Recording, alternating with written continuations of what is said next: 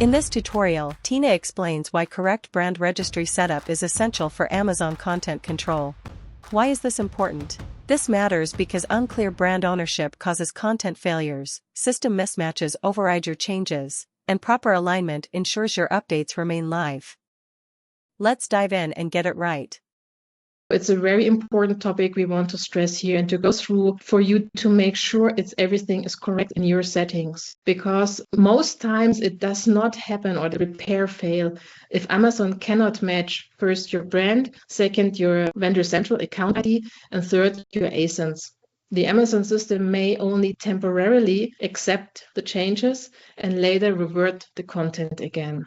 In the end, it's a system and an algorithm that we have to work with. So why Amazon changes the core to your content? Amazon operates like a shared catalog and selects the best content based on multiple inputs that the system sees. So first it's of course the brand owner, the vendors. Then it takes content from sellers, from automated catalog systems, and compliance and quality checks.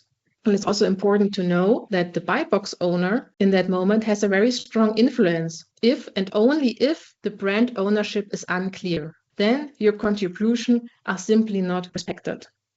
So I would like to ask you to check your brand registry, and we have 4 questions that you should ask yourself. First, is my brand approved in brand registry? Is my vendor central account connected to that brand? Is my vendor central account the brand representative?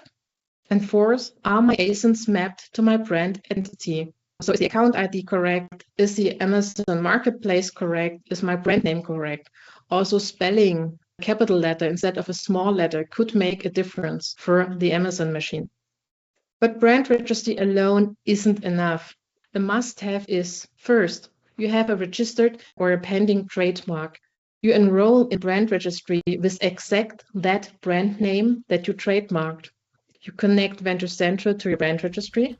And fourth, you validate ASIN to brand mapping via your vendor manager or support team at Amazon. Thank you for watching. You have more questions?